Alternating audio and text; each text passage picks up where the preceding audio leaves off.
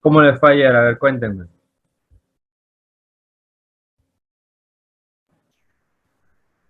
Bien, pude dormir. Ya no escuchaba el celular sonando a cada rato. Hay gente que entró en pánico.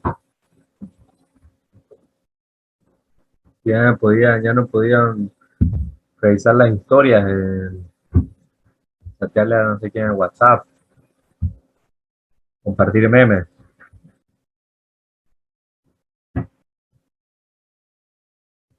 Yo usé Teams para comunicarme, profe. Bueno, muchas empresas, eh, sobre todo las pequeñas y medianas, que utilizan parte de su esquema de negocio, utiliza las redes sociales, quedaron prácticamente colapsadas, porque no tienen forma de comunicarse, incluso entre sus propios empleados. Eh, lo que abre un espacio, digamos, de debate sobre hasta qué punto los, eh, estas plataformas de comunicación, de redes sociales, etcétera, son una estructura, digamos, realmente de comunicación libre.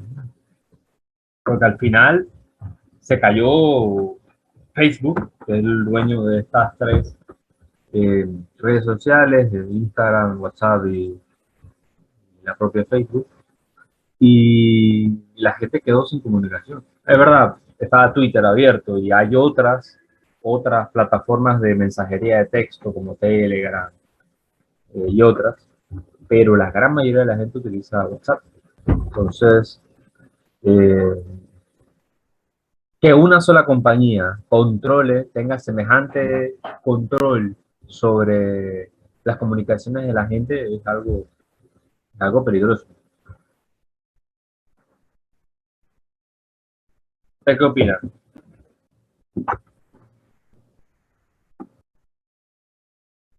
Mi mamá trabaja por medio de WhatsApp, por lo tanto ayer no tuvo ingresos porque pues se cayó todo y se quedó ahí en el sillón haciendo nada. Por lo tanto eso afecta a las personas que trabajan por ese medio. Claro,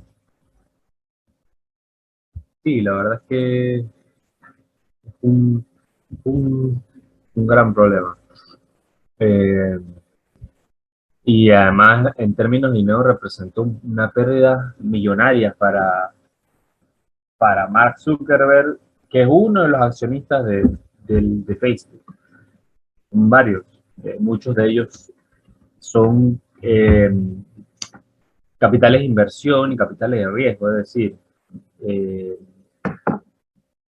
gente del sector financiero que ha invertido en la empresa y se dedican a hacer normalmente inversión especulativa, que no es muy segura y que normalmente suele ser peligrosa en términos de estabilidad económica. Eh, Muchos de estos capitales, que son ejecutivos de empresas, eh, tuvieron responsabilidad en la crisis inmobiliaria de Estados Unidos y financiera norteamericana en 2008, que al final contaminó el resto de la economía. Gente especulada comprando deuda, una cosa un poco, eh, al inicio un poco complicada de entender, pero básicamente una persona tiene una deuda, una hipoteca, y esta hipoteca, esa deuda es comprada por, por otra persona, y esa deuda después es comprada por otra persona. Entonces, eh, como es, si estamos ante una burbuja inmobiliaria, es decir, un esquema en el cual mucha gente está endeudándose para comprar casas, pero no después, por diferentes razones, ya sea por engaños en el mercado, por engaños de las inmobiliarias, esta gente después no va a poder pagar, esas deudas se vuelven impagables. Entonces, eh, comprar y vender deudas que no se pueden pagar es todo un negocio.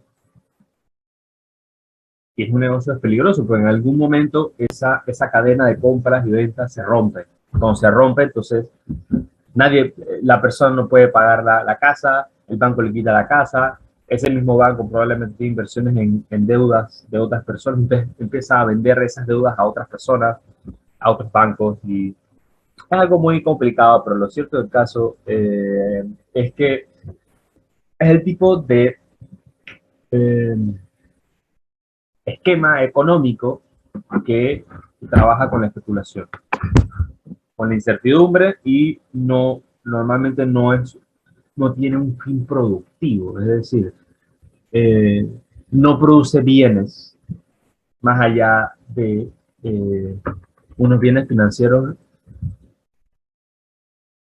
que solamente funcionan si están dentro de ese esquema de compras, ventas y rozando con la ilegalidad.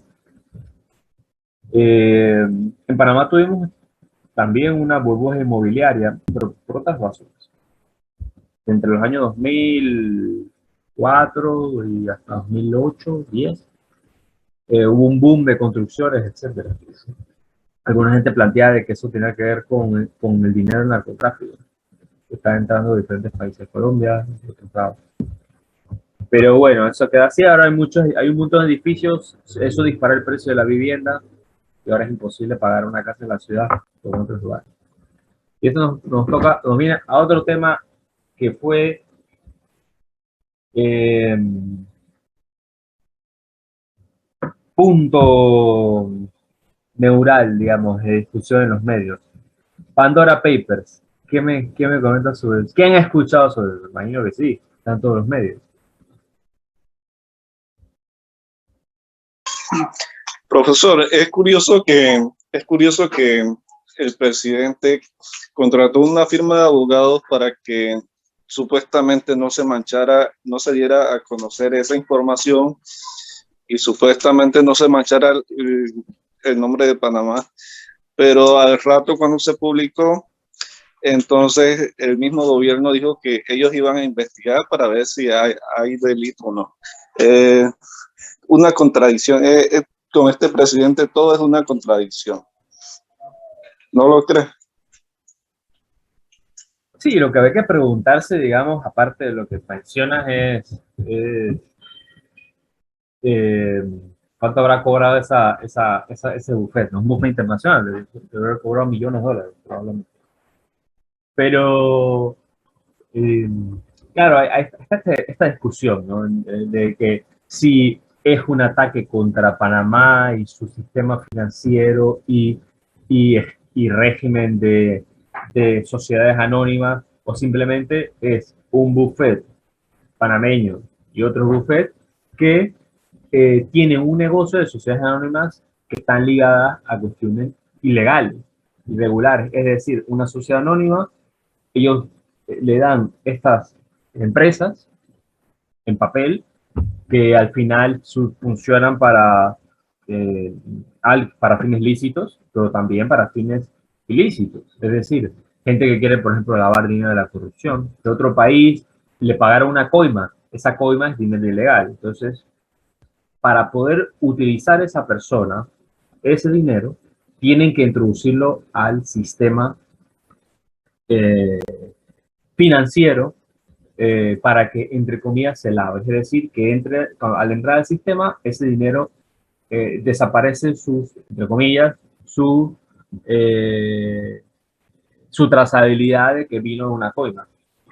Por ejemplo, eh, esta persona le dieron pagar $1.000.000.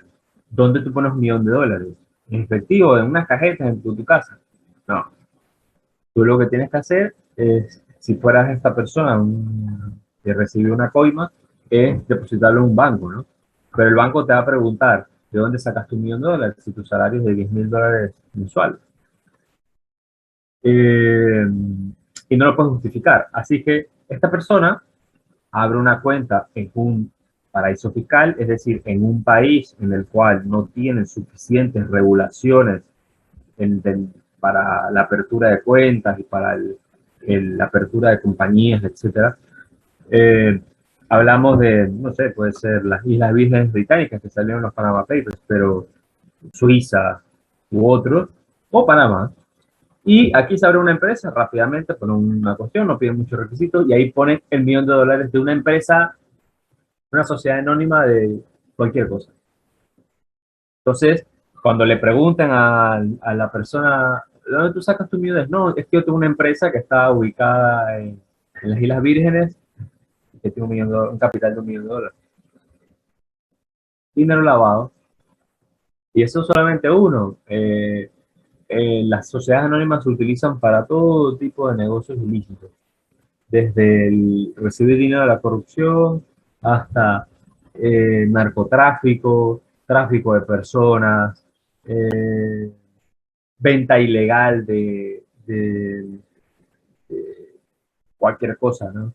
Desde artesanías, pinturas. eh, Hay todo un esquema, digamos, de negocios ilegales ligados a el sistema de sociedades anónimas. No significa que las sociedades anónimas sean malas per se, pero si no están reguladas, si no están controladas con leyes y leyes claras y autoridades que las ejerzan, que cuesta mucho. La evasión de impuestos es otro punto principal y que es muy perseguido en otros países. Es decir, gente que no quiere pagar impuestos. Normalmente, y no son la gente común y corriente, nosotros pagamos impuestos en este país eh, un montón, los seguros, el tema lo educativo, el seguro que te restan del salario hasta el impuesto sobre el consumo. Todo tiene 7%. Entonces, ese impuesto en teoría debe funcionar para ayudar a financiar que entre dinero a las arcas del Estado, a las finanzas públicas y se puedan construir casas, arreglar calles, etcétera. Que después los gobiernos nos despilfarran, se roban. Ok, eso puede ser, es real, pero eso es otra discusión. Es decir, cómo se gestiona ese dinero es distinto a cómo se recauda. Entonces, en Panamá hay un problema grande de evasión fiscal. Mucha gente millonaria, no estoy hablando de nosotros, de la gente común, sino el 1% no paga. Y utilizan estas sociedades anónimas en otros países para no pagar. Y eh, hay un problema también de recaudación. Es decir, hay leyes que benefician a la gente que más tiene para pagar menos impuestos. Y lo lógico en un sistema, un régimen de justicia social mínima, los que más ganan, más deben pagar. De solidaridad, ¿no? En el sentido de que si una empresa, por ejemplo, como Copa, que está en Panamá y que es multimillonaria, debe tener y utiliza todas las estructuras, del país, desde el punto de vista jurídico, desde el punto de vista eh, de la plataforma de servicios que se paga con dinero público, debería como mínimo devolverle al Estado, es decir, a todos los ciudadanos, esos beneficios que le trae hacer negocios en Panamá. Entonces es complicado y nos lleva a lo que conversamos, lo que planteé al inicio, de que la gente dice que es un ataque contra Panamá. No sé, ¿ustedes qué opinan?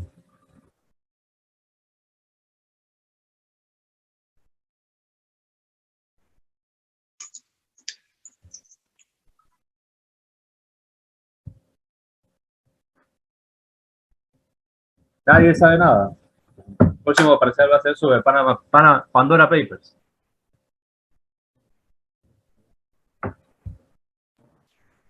Ayer yo vi algo que estaban hablando en la noticia justamente de Pandora. Yo lo vi en unos comentarios en las redes sociales, que como un meme sobre la Pandora. Pero yo dije, ¿qué es eso? Y después empezaron a hablar sobre la noticia y enseñó Pandora y yo, entonces algo importante. Entonces, pero no le presté mucha atención porque estaba haciendo tarea. Está bien. Pero ya veo que están hablando mucho de eso. Es importante, y en real que lo mencionen, es importante eh, que estén pendientes de este tipo de noticias, ¿no? Especialmente gente que está trabajando como ustedes, que aspira entrar a todo el mundo logístico, etcétera. El esquema de sociedades anónimas es una pieza clave. Todo el, el andamiaje, digamos, de, del sistema logístico mundial. Entonces, hay que estar siempre pendiente de eso, no estar desconectado. Bueno, hoy vamos a cerrar el último tramo, digamos, eh, de la revisión que estuvimos haciendo desde inicio del semestre sobre los antecedentes previos a la parte de que nos corresponde este semestre, que es el eh, estudio, digamos, del Tratado de Neutralidad y todo lo que implica este tratado y los tratados posteriores al Tratado de Neutralidad que se firmaron fundamentalmente después de la invasión estadounidense en 1989. Entonces, ¿por qué les mencionaba esto, los Panama Papers, el sistema de sociedades anónimas, etcétera? Porque ese sistema que ahora está siendo cuestionado en Panamá y a nivel internacional fue precisamente desarrollado durante el gobierno militar de entre 1968 y 1980.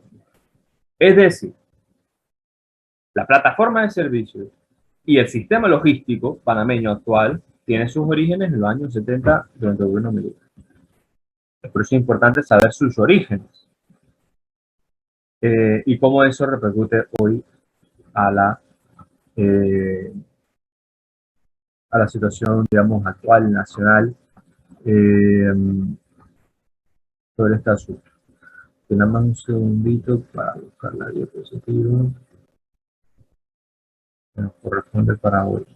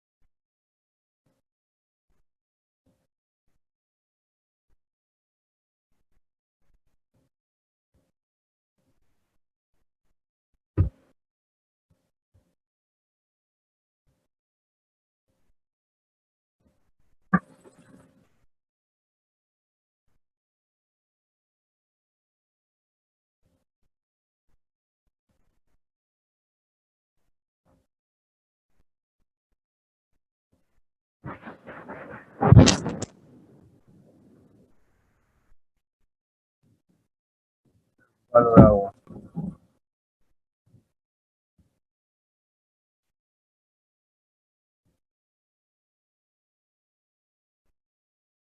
Se pueden ver bien, ¿no? ¿Verdad? Se puede escuchar todo. No,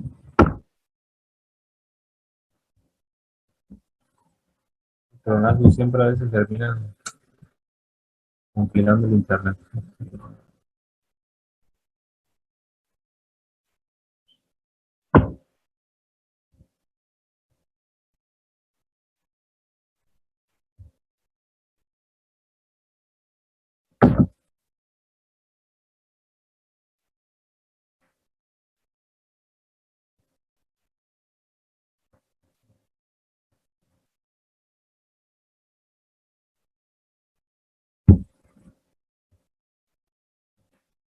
Pero mira, estamos en problemas.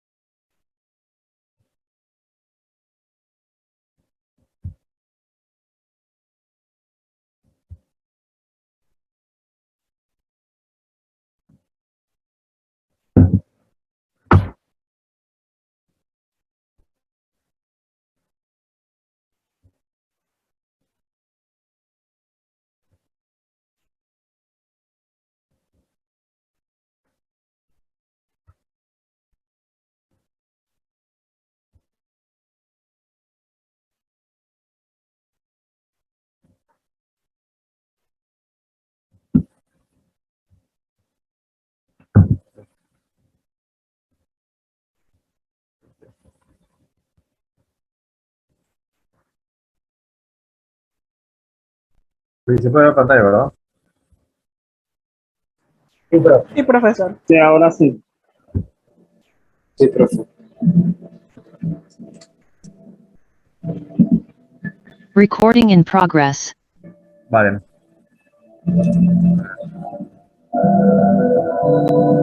Recuerden tener su micrófono apagado, por favor, cuando estemos en la clase. Al menos que, por supuesto, vaya a intervenir.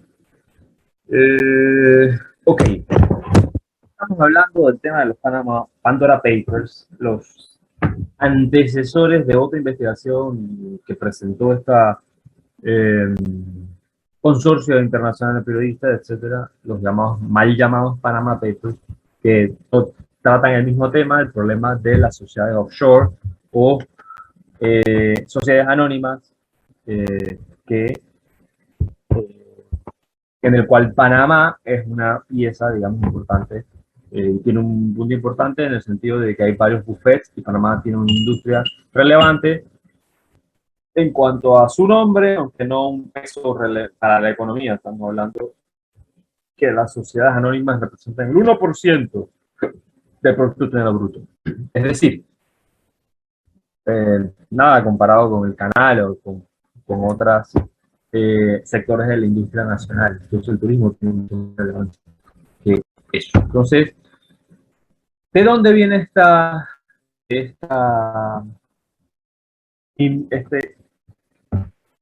situación, digamos, de los Pandora Papers? Habría que ubicarlo desde el punto de vista histórico, ir hasta el año 1968. Nosotros habíamos quedado en la clase pasada 4 años antes de este periodo. Se había dado el suceso del 9 de enero, esta insurrección popular que exigía que los Estados Unidos renegociara el tratado, un nuevo tratado con Panamá para resolver el problema de fondo que era el enclave colonial que existía en Panamá desde 1903.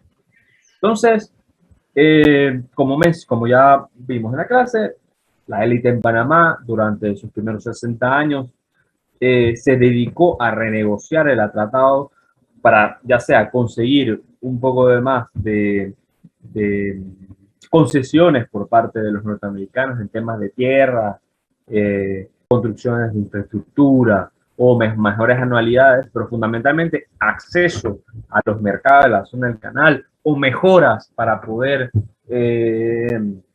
desarrollar sus negocios.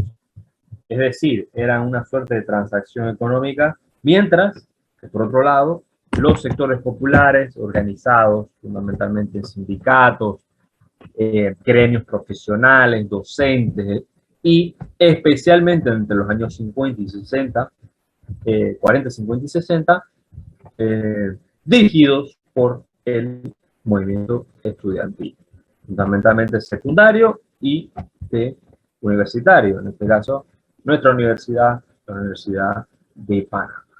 Entonces, todo eso llega a una fase donde, bueno, se ocurrió el 9 de enero, la gente sale a las calles, una explosión social y exige no hay más negociaciones de tratados que no cambian el problema de fondo, queremos recuperar la zona del canal y eliminarla para siempre del corazón de nuestro territorio. No hubo otra opción que romper relaciones con los Estados Unidos, la gente estaba dispuesta a tomar las armas para recuperar ese territorio y inició un proceso de negociaciones con el siguiente gobierno, el gobierno de Robles, con el presidente Johnson de los Estados Unidos y establecer un tratado que era 3 en 1, que ocurría lo mismo que ocurrió en los años anteriores, que era una negociación que no solamente no resolvía problemas, sino generaba otros. Es decir, permitía fundamentalmente, lo principal, lo más polémico era construir un nuevo canal y ese nuevo canal permitía que los Estados Unidos podían estar 70 años más. Entonces, devolvían el canal que ya tenían, pero iba a construir otro que al final, para efectos concretos, permitía que ellos se quedasen, continuasen, digamos, su presencia militar y política en nuestro país. Eso se sumó a que en Panamá había un desgaste del régimen político, había un desprestigio enorme de los partidos, y entre otras cosas, y eso empujó finalmente a que el 11 de octubre de 1968 se diera un golpe de Estado. Entonces vamos a ver rápidamente cuáles fueron los, digamos, los elementos que llevaron finalmente a el golpe de Estado en 1964.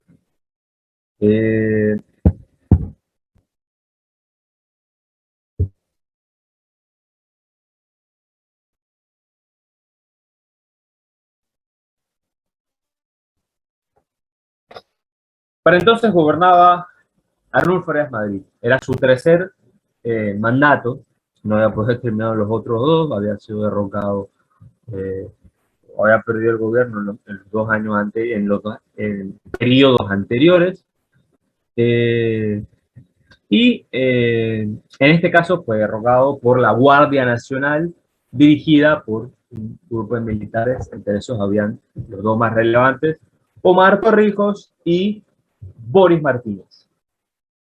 Entonces, el golpe de Estado de 1968 coincide con una crisis política que existía en Panamá. Había una disputa entre las élites en Panamá. Y esa disputa se expresaba en un periodo grande de inestabilidad en el cual Panamá, en la asamblea, no reconocía al presidente, luego después hubo unas elecciones, hubo denuncias de fraude, al mismo tiempo había un desprestigio de los partidos políticos, la gente no creía en los partidos, había corrupción generalizada, lesiones familiares, ¿no? Bueno, casi como guardando la distancia, por supuesto, se parece, tiene ciertos elementos, digamos, de parecido a la situación que se vive actualmente en Panamá. Entonces, en ese sentido, en esas condiciones se da el golpe de Estado. Aparte de eso, hay otro elemento importante, y es que la Guardia Nacional, ok, dame un segundito.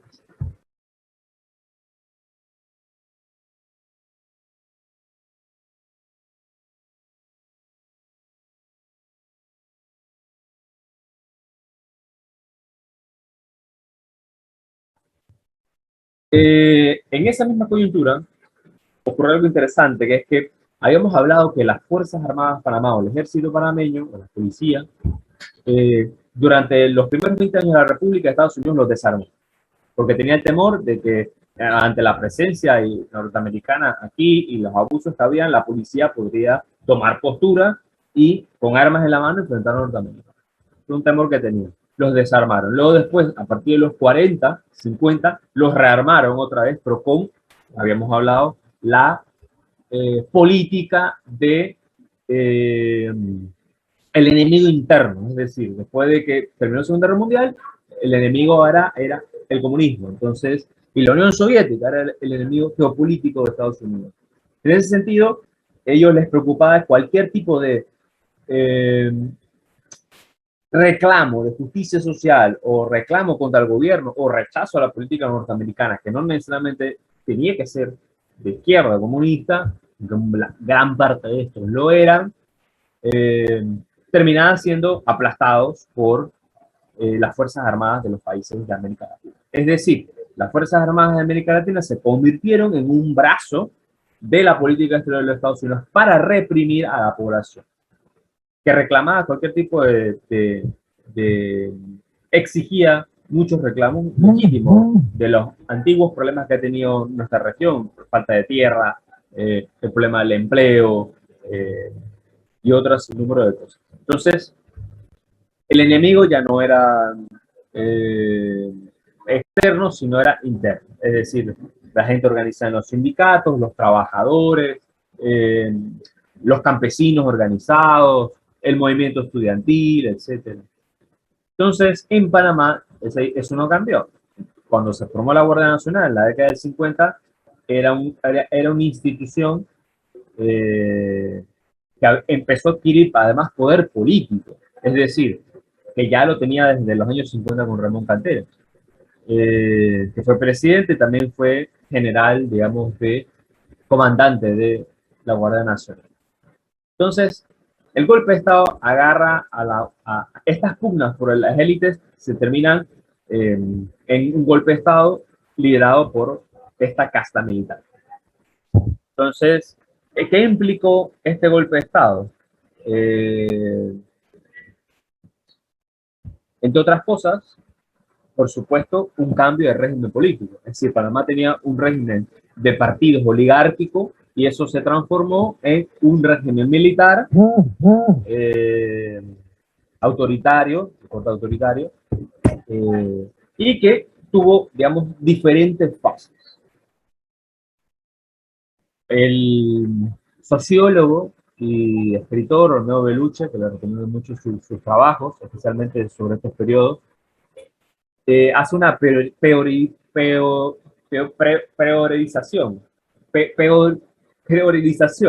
de del régimen militar. Entonces, esta periodización está en tres partes. Él habla primero desde el 11 de octubre de 1968, cuando se da el golpe de Estado, hasta el año 69, febrero-marzo del 69, más o menos, casi un año, cuando se da un golpe de Estado. Dentro del golpe de Estado, es decir, habían pugnas dentro de la élite política, dentro de la casta militares, y hay un golpe de Estado después. Pero bueno, este primer periodo, que duró un año y pico, se caracteriza fundamentalmente porque fue altamente represivo, fueron perseguidos. ¿Me pueden escuchar bien, a pesar de la lluvia, no? Sí, sí se escucha. ¿Sí?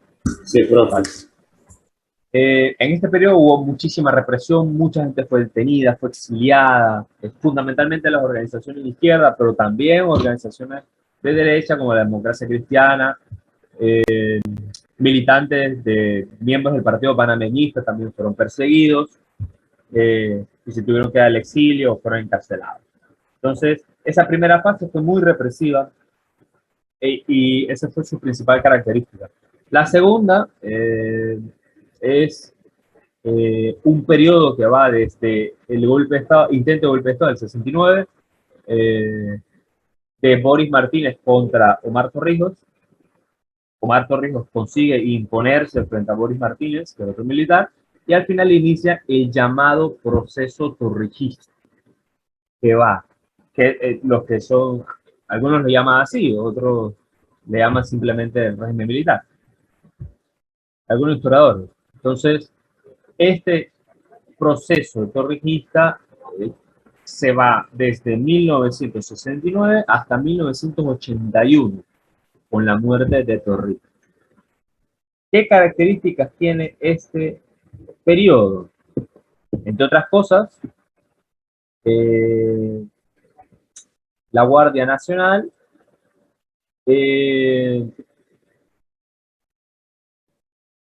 toma como un corte nacionalista, una especie de populismo que apela a las masas, pero al mismo tiempo defiende ciertos privilegios de las élites, y toma la bandera histórica del movimiento social y de la población en general de recuperación del canal.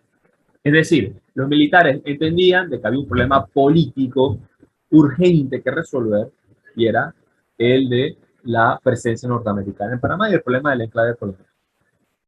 En ese sentido, el gobierno del régimen militar tuvo en ese periodo una apertura importante y hubo muchas reformas sociales, etcétera, también hubo represión, y en ese periodo se negociaron el Tratado de Neutralidad y el Tratado del Canal de 1977. Después vendría el último periodo del régimen militar, que va desde la muerte de Torrijos en el año 89 hasta la invasión de los Estados Unidos en 1980. En el 81, perdón, la muerte de Torrijos, y luego la invasión en 1989. Que marca, digamos, a partir del 81 hasta la invasión, el declive, la decadencia de el gobierno militar. Entonces, en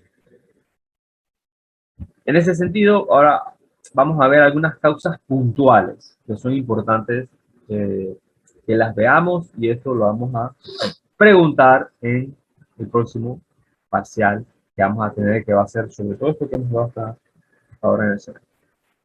Lo primero es algunas, digamos, causas básicas del golpe de Estado. El primero, por supuesto, había causas económicas. Como hemos mencionado ya y hemos visto durante todo el curso, las crisis económicas suelen estar aparejadas, acompañadas de crisis políticas. Entonces, esta no fue la excepción. En Panamá vivía una situación, una economía complicada que había que transformar. Lo primero es que estaba agotado el modelo de sustitución de importaciones, la versión de sustitución de importaciones en Panamá. Durante mucho tiempo la oligarquía, durante unos años, especialmente en los 60, con los tratados nuevos que hizo con los Estados Unidos, le permitió vender productos en la zona del canal, pero eso tuvo un límite. Y como ustedes saben, eso es como una cascada, imagínense como una fuente, ¿no? Que tiene un chorro arriba, la clásica esta teoría del goteo, ¿no? Que es falsa, pero bueno, al final imagínense como una regadera y que va cayendo en una fuente, ¿no? Al final, entonces en cada nivel de la fuente hay una cuestión que succiona agua. Entonces, cada nivel, cada vez que baja el agua, hay menos agua, menos agua, menos agua. Entonces, al final de la base de la fuente no llega nada de agua. Algo parecido ocurría con estos acuerdos comerciales y estas prerrogativas comerciales. Eran ventas que grupos económicos en Panamá y empresarios en Panamá vendían productos, generaban cierto empleo, pero insuficiente para poder que eso se traduciese en un avance generalizado de la población. Entonces había pobreza en ese periodo, cuando fue el golpe de Estado, miles de personas viviendo precariamente en la ciudad y también en el interior. Injusticia en términos del reparto de la tierra, etc. Entonces, habían dos tareas importantes, necesarias, digamos, que los gobiernos hasta ese momento no habían podido cumplir. Una era hacer una reforma tributaria, es decir, una reforma en el plano fiscal. El Estado necesitaba más ingresos para poder atender los diferentes problemas que enfrentaba el país. De acueductos, alcantarillados, de educación, etc. ¿Cómo se tiene que hacer eso? Bueno, hacer una reforma tributaria, una reforma fiscal, que la gente pagase más impuestos. Como digo la gente, lo correcto, los que más tienen, lo que estamos hablando hasta ahora. Todavía en Panamá no ha habido una reforma fiscal desde los años 60. Eso es un problema. Eso era, existía antes y todavía tenemos, de arrastre. Lo segundo, digamos, es que el país hacía falta una reforma agraria, es decir, una mejor distribución de la tierra para la producción y para la subsistencia. Recuerden que en 1903 Victoriano Lorenzo fue fusilado por un acuerdo entre las élites conservadoras y liberales tras el fin de la Guerra de los Mil Días y poco antes de la separación de Panamá de Colombia. Y una de las razones por las cuales Victoriano Lorenzo fue fusilado es porque él abanderaba los intereses de los campesinos que exigían un mejor reparto de la tierra, aparte de abusos que cometaban los terratenientes, etc. Entonces, es un problema que venía desde 1903, realmente de mucho antes, pero para efectos de la historia republicana panameña, 1903. Y este golpe de Estado fue en el año 68. Y en el año 68 habían pasado 68 años y no se había resuelto todavía el problema de la tierra en Panamá. Todavía no se ha resuelto. Se ha transformado, digamos, ha mutado en otra, pero el problema esencial del acaparamiento de la tierra todavía existe en nuestro país. En menor medida y con menores implicaciones desde el punto de vista social, pero existe todavía.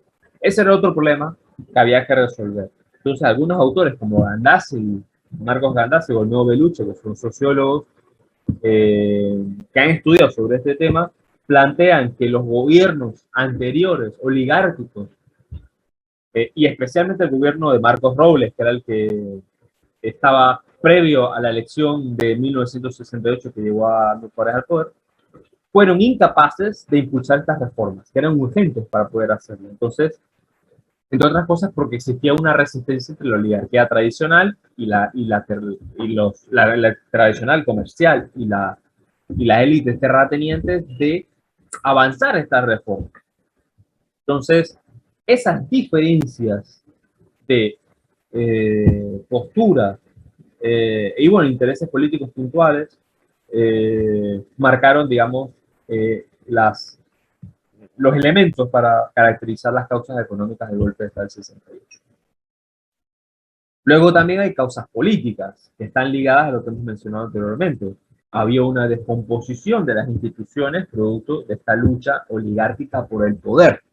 Entonces, tenías un caso en el cual el presidente no era reconocido por la asamblea en un momento determinado. Es decir, había un choque de los órganos de poder del Estado, lo que implicaba, digamos, un nivel altísimo de inestabilidad política. Es decir, si la Asamblea, que de acuerdo al régimen constitucional panameño, está obligada a cumplir ciertas funciones de gobierno vitales como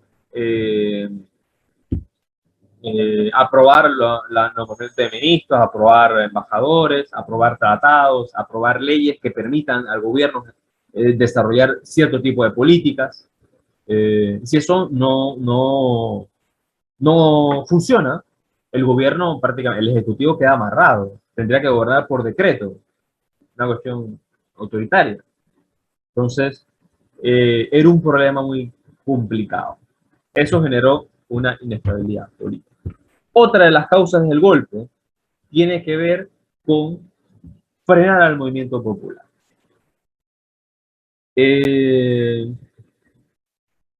Para 1968 habían pasado 4 años del 9 de enero y gran parte de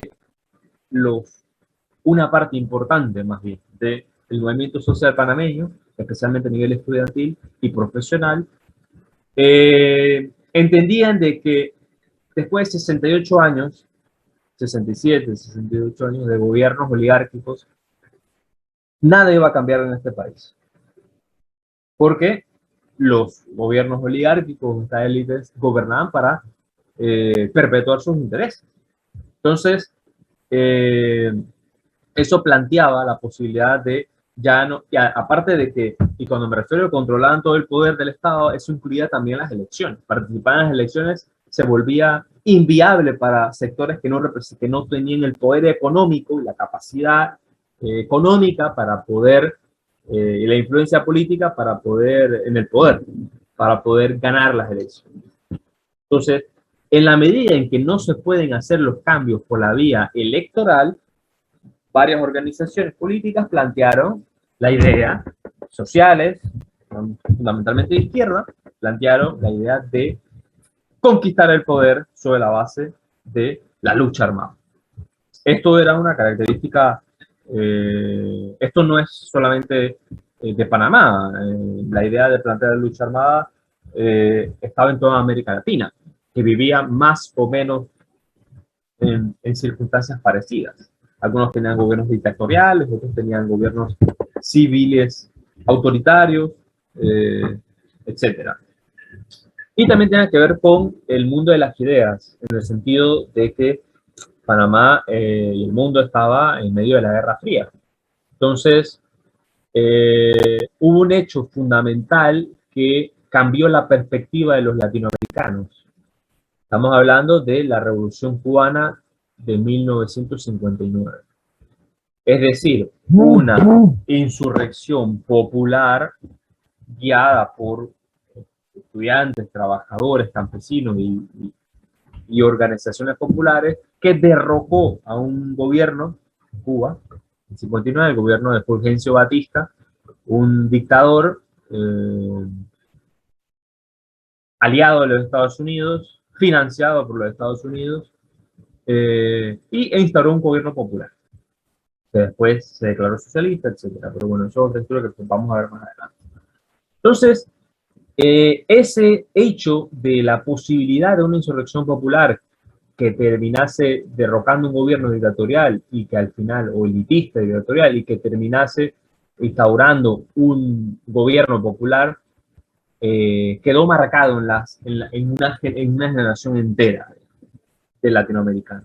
Entonces, eso se convirtió en un ejemplo de la posibilidad de, ante no haber salidas democráticas a la crisis, por ejemplo, por la vía electoral, entonces no quedaba otro remedio que asumir una salida armada a las crisis. Es decir, si la población quería defender sus derechos y mejorar su calidad de vida, tenía que disputar el poder con las armas. Entonces, eso generó, digamos, la creación de guerrillas en diferentes países en los años 50. Eso viene de antes. En los años 50 hubo surgimiento de guerrillas en Colombia, eso igual guerrillas urbanas en Argentina, Uruguay, Venezuela, eh, eh, Paraguay, Brasil. En Centroamérica fue posterior, a finales del año 70. En Nicaragua, Guatemala, El Salvador, etc. En Panamá hubo intentos de hacer guerrilla, pero por condiciones específicas, entre otras cosas, porque tenemos una base militar de los Estados Unidos en nuestro país. Era muy difícil armar una lucha militar, digamos, con un ejército de un imperio como el norteamericano. Entonces, pero hubo esas posturas de algunas organizaciones populares que plantearon una lucha armada. Entonces, el golpe de Estado en 1968, una de las causas es frenar ese avance que había tenido el movimiento social. Es decir, en ese momento, con el golpe de Estado del 64, con el 9 de enero del 64, el sentido común dominante, es decir, de que estas élites en Panamá podían gestionar las relaciones de Panamá con Estados Unidos y podían recuperar el canal, estaba roto. Entonces ya la gente no creía en eso. La gente decía, ustedes no pueden hacerlo, ustedes son unos incapaces que no pueden negociar un acuerdo con los norteamericanos y peor aún, negocian acuerdos que van en detrimento de la mayoría, afectando a la mayoría de la población. De alguna forma, por unas palabras muy sencillas, ya no tenían confianza de la gente. Entonces, cuando esa confianza está rota, la gente busca otras vías para poder ya sea organizándose en nuevos partidos que desafíen, que no representan los intereses de estas élites o literalmente disputando el poder político y económico que tenían. Entonces, había un temor de una parte de la élite en Panamá de que básicamente en Panamá la insurrección antiimperialista que ocurrió el 9 de enero se transformase en una insurrección popular, social, es decir, que se transformase en una suerte de revolución. Entonces, el golpe de Estado del día importante del 68 vino a frenar eso. ¿Cómo lo frenó? Con la fuerza, obviamente. Cerraron, encarcelaron a dirigentes políticos, los partidos fueron suspendidos legalmente, la universidad fue cerrada, por ejemplo, uno de los principales centros de discusión política en Panamá fue cerrada por un año. Igual las clases, etcétera. Entonces, para que ustedes vean la magnitud, digamos, del papel que jugaba la universidad en ese momento. La universidad es un espacio de efervescencia política, de debate, de discusión, como históricamente deben ser nuestras universidades. Y había tanto temor de lo que podía surgir de la universidad que tuvieron que cerrarla y encarcelar a muchos dirigentes del movimiento estudiantil. Entonces, hay otros elementos bueno, importantes que se podrían mencionar, ¿no? Pero otra de estas no son, esas son como las causas generales. Luego, hay unas características particulares del régimen militar, es que la Guardia Nacional entró a una especie como de, como si fuera un referee dentro de estas disputas oligárquicas. Entonces, digamos, como lo plantearía algunos teóricos, eh, sería, digamos, como un régimen bonapartista, es decir, un régimen populista que eh, salió con una parte de la élite de Panamá y dio ciertas concesiones a la población para evitar una revolución, o una insurrección, o una crisis social y política. Y eso lo vamos a ver más rápidamente más adelante, entre otras cosas, eh, mejoras, por ejemplo, en la calidad de las políticas sociales del Estado. Estamos hablando del Código de Trabajo, por ejemplo, surgió en los años 70, pues eso es un avance en términos generales. Con el tiempo lo han ido quitándole derechos a los trabajadores en el Código de Trabajo. Irónicamente, muchos de esos retrocesos desde el punto de vista de derechos de los trabajadores que se establecieron en el gobierno militar han sido recortados después por gobiernos PRD. Y siendo el PRD heredero, digamos, político del régimen militar. Entonces, y claro, por supuesto, había un contexto internacional, como yo lo mencioné, estamos hablando del finales de los años 60. Entonces, Panamá vivía un momento de ebullición social, ¿no? Y reivindicaciones populares que existían en toda América Latina. Aparte de eso, habían guerras de liberación nacional y anticoloniales en Asia y en África. El mundo estaba convulsionado en los años 60. Empezaba, digamos, 68 ya estaba de lleno la guerra de Vietnam, habían guerras de conflictos en Sudáfrica, en el Congo, contra los imperios británicos, franceses, etcétera, que no querían ser portugueses, etcétera, que ya 100 años antes habían, no, 60 y pico de años antes habían perdido ya su poder imperial y eran prácticamente imperios en decadencia, con lo cual no podían controlar sus colonias y, como hemos mencionado varias veces en adelante, los colonialistas, los regímenes coloniales, controlan a la población por la fuerza y también por la cultura y las ideas. Entonces, las más fuertes son las segundas, las ideas, porque los billetes se pueden romper. Es lo que ocurrió en África y en Asia. Ya la gente quería independencia. Entonces, ya no podían dominarlos por la vida, entonces había que dominarlos por la fuerza. Entonces, todo este periodo también habían guerras de independencia en estos países. Y eso influía, por supuesto, en las ideas en Panamá. Y esas guerras de independencia están acompañadas de reivindicaciones sociales de justicia, de mayor libertad, etc. Y Estados Unidos, y aquí entra cómo Estados Unidos juega en este escenario de golpe de Estado en Panamá. Estados Unidos estableció una política de contención de posibles revoluciones en América Latina. Estas revoluciones evidentemente iban en contra de los intereses de los Estados Unidos, porque Estados Unidos, quienes protegían sus intereses en nuestros países de América Latina, eran estas élites oligárquicas. Pero las élites oligárquicas tenían un problema de que no podían, en el caso de Panamá, por ejemplo, controlar ya políticamente el país, porque había un rechazo a estos gobiernos oligárquicos. Entonces, ¿qué hacía Estados Unidos para poder mantener el control? Uno, impulsar dictaduras. Entonces hubo un periodo largo a partir de los años 50 de golpes de Estado, seguidos en América Latina, y el golpe de Estado en 1968 en Panamá se enmarca, digamos, dentro de esa doctrina de impulsar regímenes autoritarios o golpes de Estado para poder sojuzgar a la población y así al mismo tiempo que esta élite o estas dictaduras garantizaran los intereses de los Estados Unidos.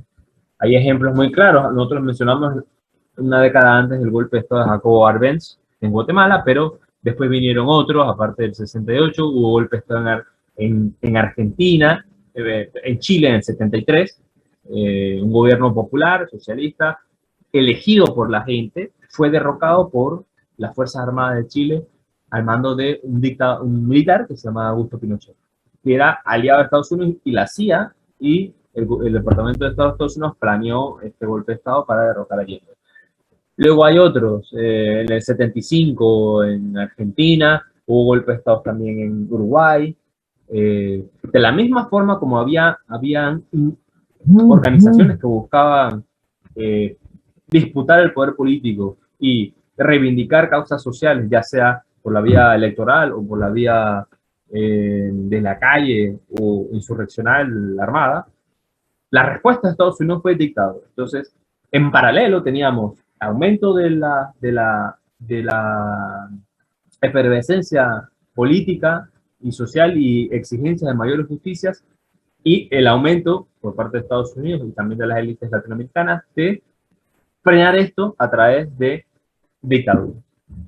Entonces, enseguida América Latina empezó a haber dictadura. Hubo una dictadura en Brasil también.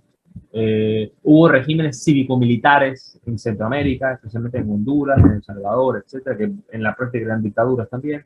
Entonces, obviamente ahí queda retratado el discurso doble, ¿no? De, bueno, nosotros los norteamericanos defendemos la libertad y la democracia hasta que esta choque contra nuestros intereses geopolíticos, económicos en otras regiones. Entonces ahí ya la democracia no vale. Ahí sí vale que haya una dictadura si es aliada de nuestro gobierno. Entonces, todo esto ya hemos hablado de las causas básicas del golpe de Estado del 68, hablamos también del contexto latinoamericano y mundial en el que se hace golpe de Estado, y ahora vamos a ver cuáles eran las características, que ya andamos un poquito, de este gobierno militar. Algunos autores, digamos, lo ubican como, bueno, lo primero es lo primero, era un gobierno autoritario, es decir, como ya mencioné, todas las estructuras del Estado quedaron controladas por los militares, para empezar. Lo segundo es que en el segundo periodo, el llamado periodo torrijista, sobre todo los apologistas del gobierno militar, o periodo nacionalista, al mando de Omar Torrijos, que está acá abajo en la foto, abajo, esta fase, entre comillas, torrijista, fue este populismo militar que tenía como expresiones antiimperialistas. Es decir, tenía un discurso nacionalista en rechazo a el enclave colonial, muy distinto a lo que ya la oligarquía en Panamá había planteado durante 60 años anteriores, que era absoluta complacencia, digamos, con los norteamericanos. El régimen militar, durante un periodo de ese periodo, tuvo una postura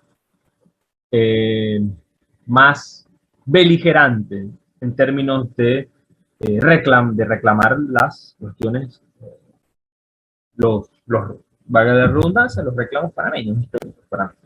Entonces, la primera característica de este periodo, que es donde vamos a ver lo de cómo fue el tema de los tratados, donde se negociaron los tratados Torrijos-Carter, es que es un régimen populista y represivo, que prohibió partidos, restringió derechos, libertades, etcétera, y coartó la libertad de expresión durante un tiempo determinado.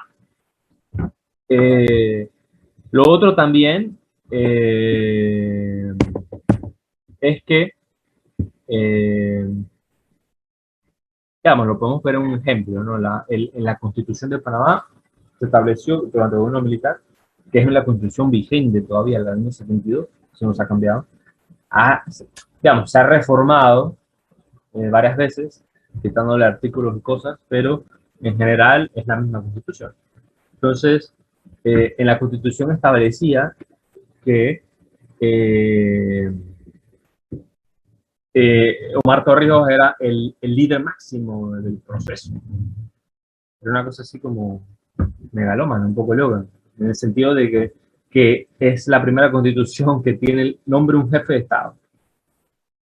Pero bueno, más allá de eso, digamos, eso evidencia que el nivel democrático que tenía, que era mínimo. Pero, al mismo tiempo, como mencionamos, era un gobierno populista y eso tenía y apelaba a las masas, a la gente. Y estableció ciertas políticas sociales que la gente no recibió, que le dieron a más legitimidad al gobierno de el periodo de Torrijos. Entonces,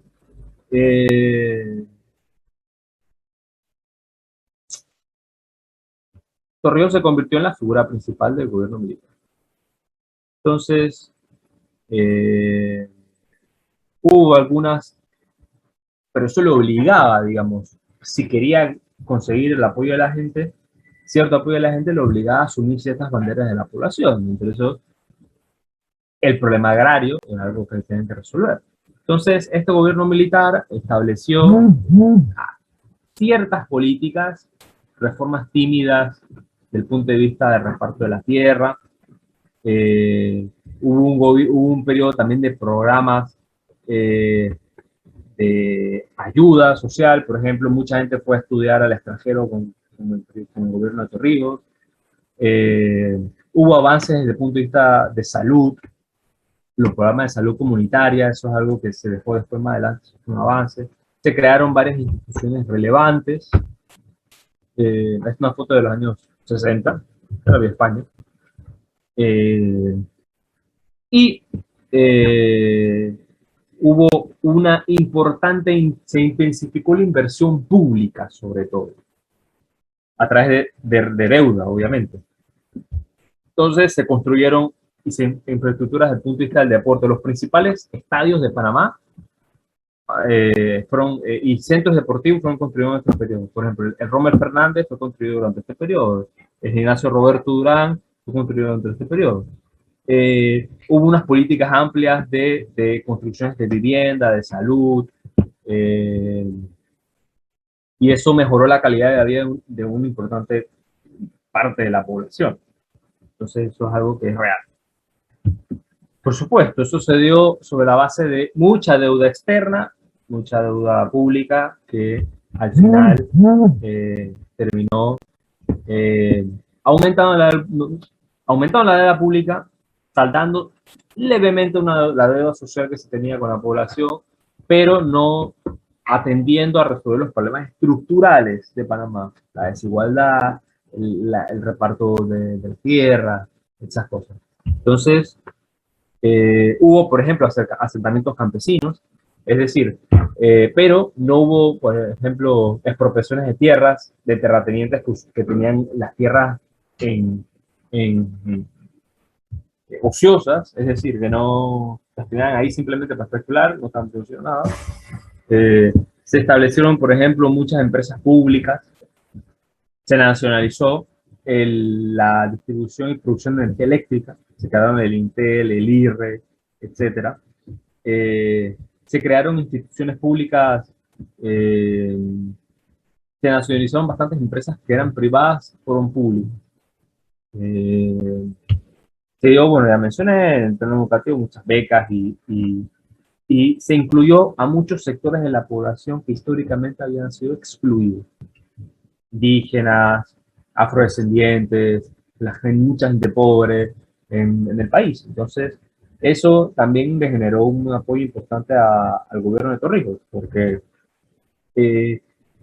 durante todo el periodo anterior nadie había hecho nada. Entonces, aunque las políticas sociales del gobierno militar no eran una cuestión revolucionaria, ni mucho menos, era mejor de lo que había antes, sin duda. Entonces, por supuesto que la población lo recibió con apoyo.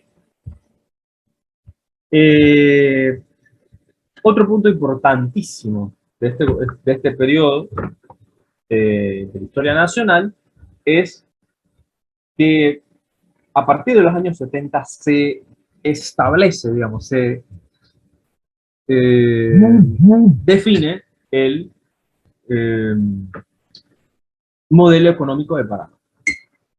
Y ahí entra la plataforma de servicios y el sistema logístico que tenemos. El sistema logístico en el cual algunos de ustedes aspiran a trabajar e insertarse, ya sea en una empresa o en un sector público, nació en este periodo. Y eso tiene que ver con los objetivos de la política económica del gobierno militar. Ellos fueron claros cuando se dio el golpe de Estado. Un documento planteado, uno, digamos, a mediano plazo, la ampliación de las operaciones de la zona libre de Corea. Eso era un punto importante. Otro, convertir al aeropuerto de Tucumán, que era un aeropuerto pequeñito, en un centro de producción, de venta de bienes y de un centro de negocios de carga para el continente americano. Estamos hablando del año 68. Impulsar el turismo, la industria turística en Panamá. Explotación de recursos mineros que fueron recientemente descubiertos en la zona atlántica. Eso coincide con el régimen político económico que tenemos ahora, explotación minera, en la zona atlántica, entre esos en Donoso, en Colón. Otra, por ejemplo, elemento planteado que constituyó el modelo económico actual es la promoción de Panamá como un centro internacional financiero para la banca nacional y extranjera. Y a partir de este momento, Panamá se establece en Panamá el centro bancario internacional. Y entre esos, el régimen, es decir, el régimen legal de sociedades anónimas que hoy está siendo duramente cuestionado por el tema del lavado de dinero, de utilización del sistema bancario y financiero panameño para que ricos de otros países guarden su dinero robado, etc. Entonces, y aquí esto es interesante porque Panamá no desarrolló su propio régimen de sociedades anónimas y financieras. Ellos copiaron el que existía en Delaware, en el estado de Delaware, Estados Unidos, que es un régimen súper flexible en el sentido de que tú para poder abrir una sociedad anónima o en Delaware, tú prácticamente puedes ir con tu cédula y ya. Estoy ampliándolo un poco, ¿no? Obviamente te piden más documentos, pero comparado con Panamá o con otras jurisdicciones, piden prácticamente nada. Entonces, eso tiene que ver, ese tipo de desregularización facilita que se utilice estas jurisdicciones, los territorios, para cuestiones ilegales. Entonces, Panamá copió de Estados Unidos, del estado de Delaware, el régimen de sociedades anónimas, el más flexible y el que más permitía irregularidades. Entonces, por eso es que es importante, muchachos, siempre tener un ojo en el presente y en el pasado. Porque para poder entender la polémica y los cuestionamientos en torno a los Pandora Papers, hoy 2021, tenemos que ir al año 1968 y ver cuándo se establecieron estos regímenes. Para poder ya ver, y aquí hay algo importante también, es verdad que en Panamá la élite económica ha estado ligada al sector bancario, financiero y especulativo, pero es especialmente en este periodo en el cual los banqueros en Panamá adquieren mayor poder político y mayor peso político. Y de allí que cuando el presidente Cortizo pide préstamos internacionales, estamos hablando de 2021, 2020, la pandemia, uno de los sectores económicos que inmediatamente se le garantizó dinero prestado que va a pagar todo el Panamá, de afuera, está la banca. ¿Por qué? Bueno, desde los años 60 y 70, el sector bancario, los hitos de intereses, sus contenidos de intereses, no se imaginen a un nivel de monopolio con un gorrito así, igual así con el gorro ese de manada y va con su así. No, son gente de vida pública en Panamá. Casa, Arango, Amador, son apellidos conocidos que normalmente llegan al mundo político. Entonces, los intereses económicos son individuos, son personas, son familias, muy poquitos, muy reducidos. Entonces, el elemento financiero, el bancario, político, etcétera, más se creó bajo el gobierno militar. Lo digamos, Panamá existía pero no como una Panamá que tenemos hoy. Bueno, y otras medidas como tomaron más adelante. Entonces, nosotros somos para caracterizar este periodo como una modernización autoritaria del Estado. Es decir, hubo avances en el desarrollo estatal, por ejemplo, construcciones de carreteras. Eso es un desarrollo del Estado desde el punto de vista del futuro. También hubo de la burocracia estatal, de la constitución del Estado, de su estructura de gobierno administrativa, por ejemplo, la figura de los representantes es el tratado más básico de la estructura, pues fue creada por el gobierno. Y como la asamblea quedó suspendida después del periodo, el gobierno militar, para la legitimidad y el orden constitucional, crearon la asamblea de los representantes.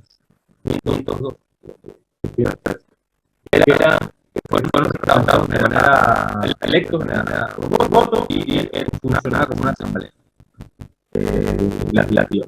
Entonces eso se transformó más adelante en la figura de representantes. Y los corregimientos electos que hoy en día son los que deben administrar los problemas más básicos de la comunidad, por más cercanos de la gente. No es lo mismo es lógico pensar de que el ministro, el corregidor el representante de la Febre o abajo de Caledonia conozca con más detalle los problemas, los problemáticas de su unidad en esa multitud de agua, en la calle Cota, en la calle Ilicita, que el ministro de Seguridad, nada que ve administrativo todo el país. Entonces, la idea de los representantes inicialmente era atender los problemas de la ciudadanía, ciertos problemas de la ciudadanía de manera más directa y dice al final, bueno, lo que tenemos por ahora, que las funcionales tienen un trabajo muy burocratizado, muy centralizado, que no terminan, digamos, una función. Esa modernización de autoritaria del Estado es la muestra que tiene Panamá hasta en términos de desarrollo estatal. Luego, la anterior, que habría de ser el gobierno de Rojas 2020, y luego la primera Constitución Nacional del Entonces, obviamente, todo este periodo no es una gran rosa, hubo muchísima represión. Y eso implicó desaparecidos de violaciones de derechos humanos. Estamos hablando de perseguida, de asesinada, la acción de la verdad, hubo más de 5 de fallecidos, entre desaparecidos y asesinados. Mayormente por dirigentes políticos,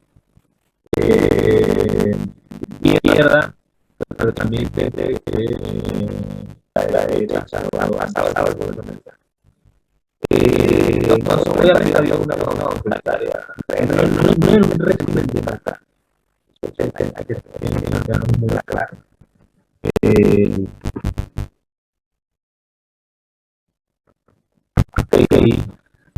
este periodo ya caracterizado, digamos, el gobierno militar de esta fase. Vamos al punto y como ya esperábamos la clase de hoy, las negociaciones de los tratados se ven precisamente en Perú.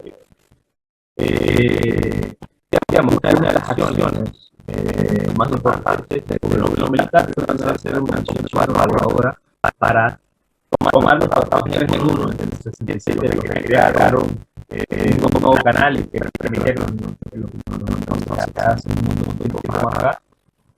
Cogieron eso como base y empezaron a elaborar un nuevo tratado, ¿no? A partir de ese momento, 5 de agosto de 1970, el gobierno militar empieza a desarrollar una amplia campaña de divulgación a las justificaciones históricas de las reivindicaciones panamanas relacionadas con la Amazonía, relacionadas con la soberanía, relacionadas con la soberanía del país. Esto llevó al gobierno del Rijo a avanzar todo el continente y engañarse a la Unión Europea para divulgar la causa panamena y ganar aliados internacionales en esta negociación con los Estados Unidos. Eso lleva a que Panamá formaba parte del mundo de todo el país. Recuerden que el mundo está dividido entre Estados Unidos y la Unión Soviética. Pero había algunos países que no querían jugar ese juego de estas potencias. Entonces, organizaron en el movimiento de países no alineados. Panamá era parte de ese movimiento. Entonces, el 25 de octubre de 1970, se retomaron las negociaciones entre Panamá y los Estados Unidos. Había objetivos económicos, había objetivos jurídicos, objetivos políticos, también de la discusión, también de temas que se estaba sobre la mesa. Entonces, como esa negociación obviamente asimétrica, es decir, había una desigualdad entre Estados Unidos y Panamá en los dos sentidos, mi país, una gran potencia, como ya mencioné, Panamá es una diplomacia de global de África, en el Medio Oriente, en Europa, lo que ayudó mucho a Panamá en sus negociaciones.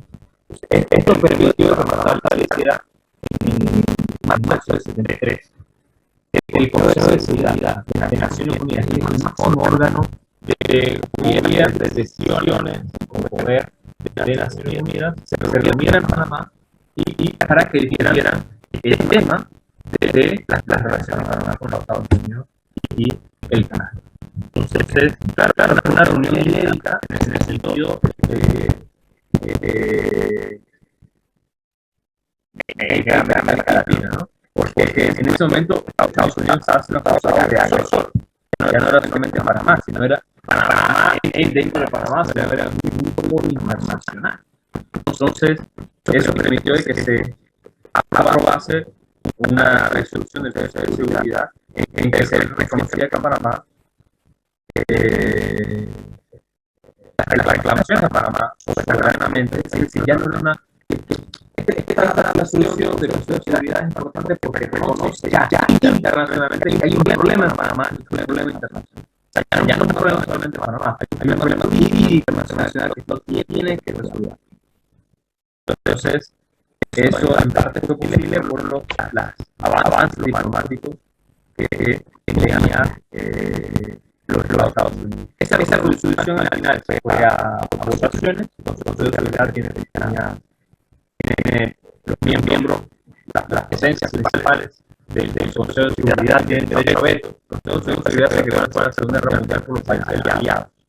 Es decir, ganaron la guerra de Alemania y los fascistas italianos, etc. Inglaterra, Estados Unidos, China, Rusia, Francia.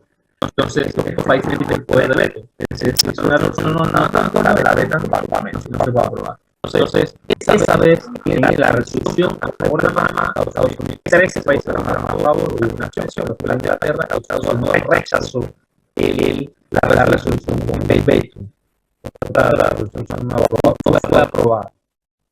Esto Obviamente fue una dictadura porque no se aprobó una resolución importante, pero esto es político, hubo un expresión grande en la sociedad nacional, porque Estados Unidos quedó evidenciado de que Estados Unidos no quería devolver personas.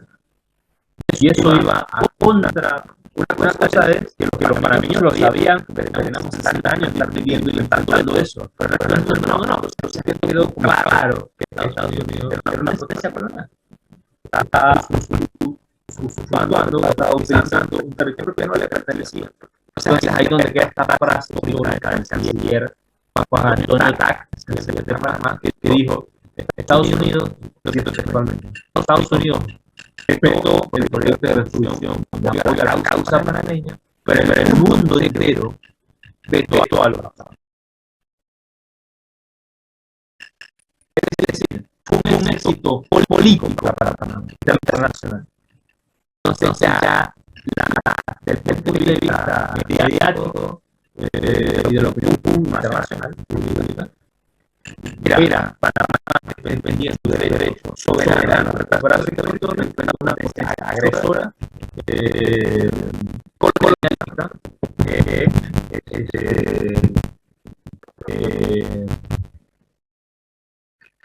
que tenía que devolver ese territorio. ¿Cómo? Lo que acaba de ver más adelante en esa negociación. Tengo inquietudes hasta ahora.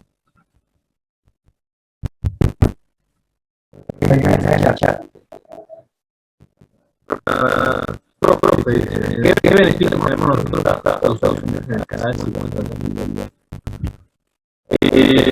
Por eso lo vamos a ver más adelante en la próxima clase. Vamos a entrar lleno completo en el tema del tratado. Pero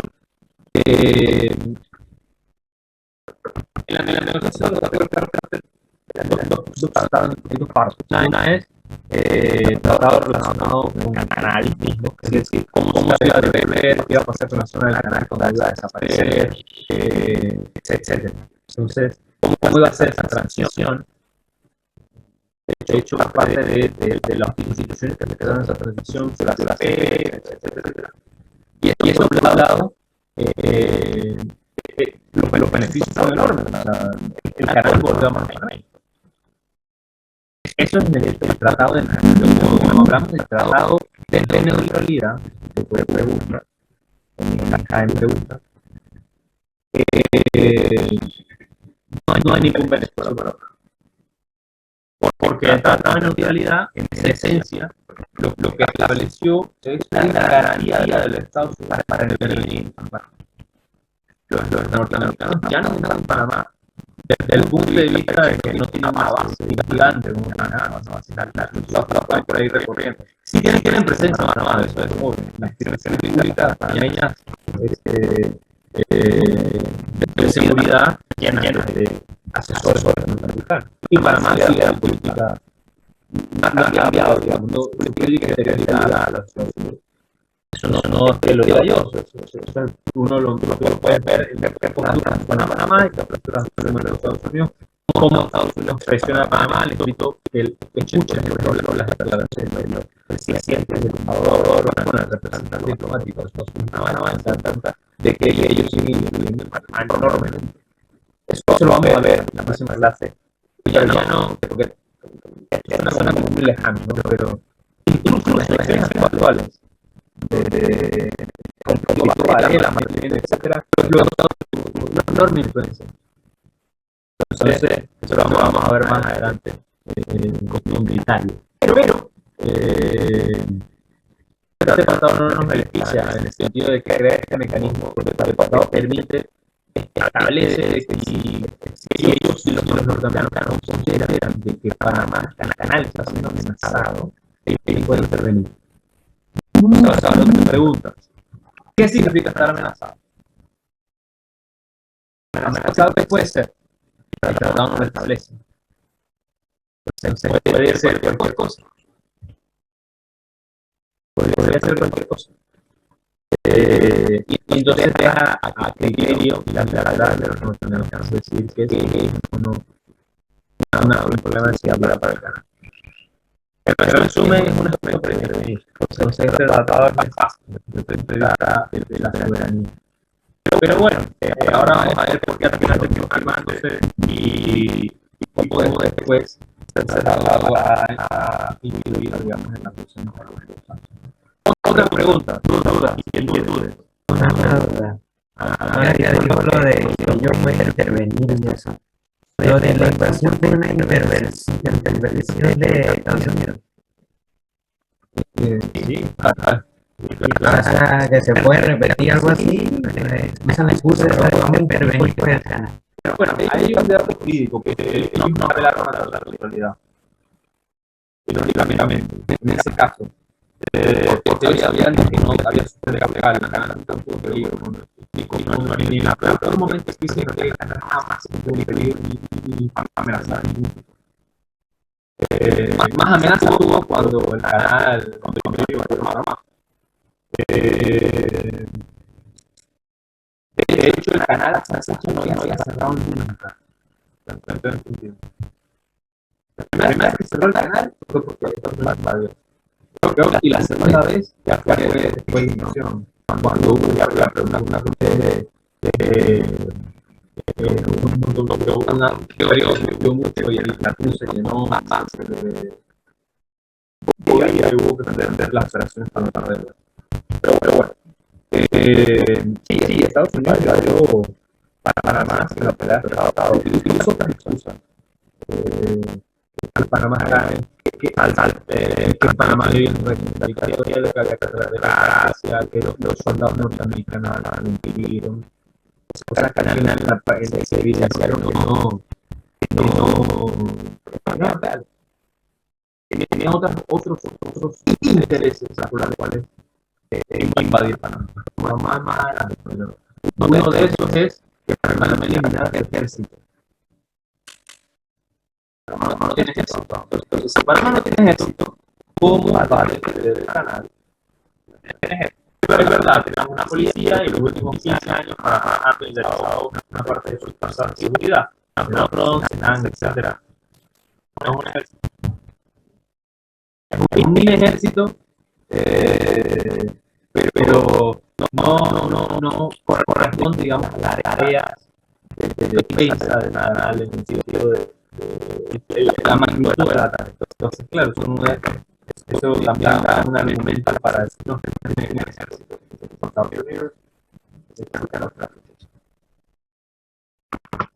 Hay más tela que cortar, hay muchachos. Es un tema interesante.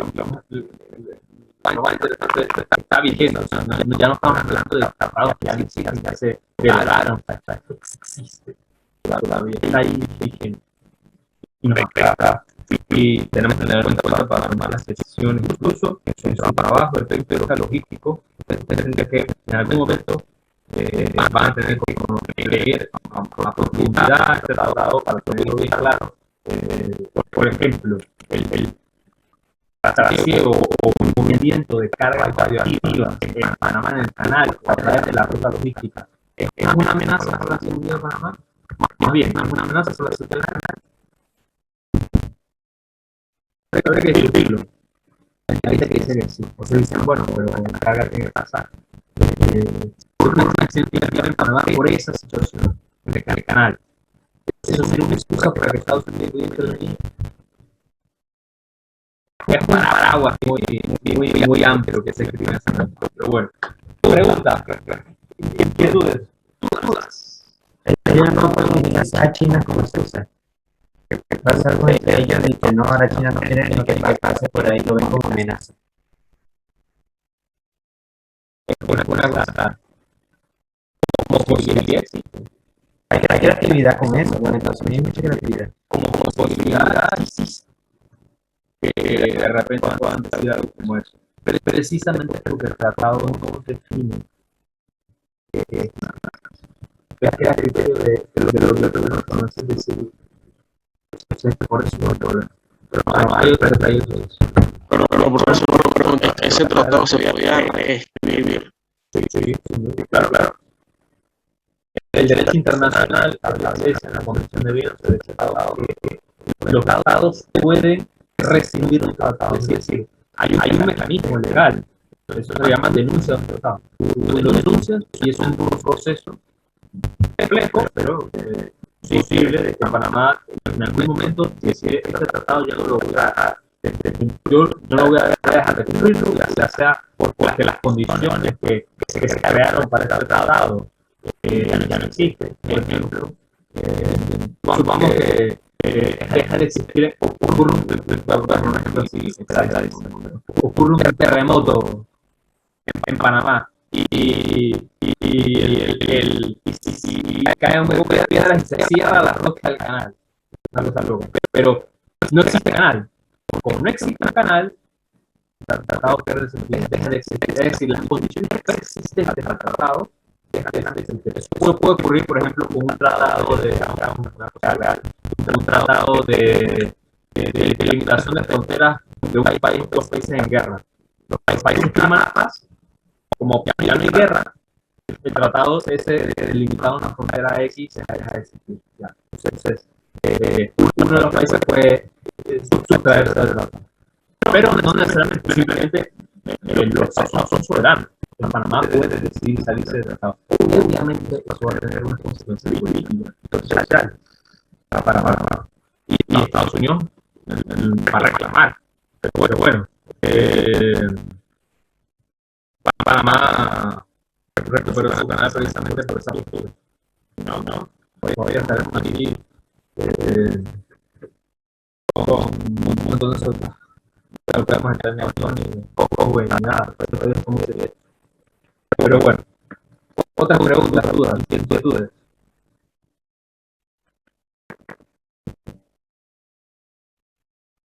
Vale, muchachos, entonces, y más, entonces nos veríamos en la clase del próximo martes. Va a ser más tarde. Bueno, las clases quedan poquitas clases ya, todo octubre. Todavía estamos en, bueno, dudas a más rápido, no de parte se acabó todo. Pero creo que van a hacer lo que pide de noviembre. No, creo que el gobierno ya dijo que no va a haber retiro. Es que bueno, ayer yo vi que había una hipoteca del 100%. Bueno, son las contradicciones del gobierno, ¿no? De que abren las hipotecas pero cierran las universidades de la escuela cerrada. Supongo que es una cosa de prioridades. Me parece como que las prioridades, la estrella de la educación no es una prioridad, así que además el sector educativo del público, las privadas sí están dando clases semipresenciales, etcétera. Al final es un castigo que están recibiendo los niños, los jóvenes, es un público. Yo ya con esto cierro la clase. Tengo mucha gente en cada clase, etcétera.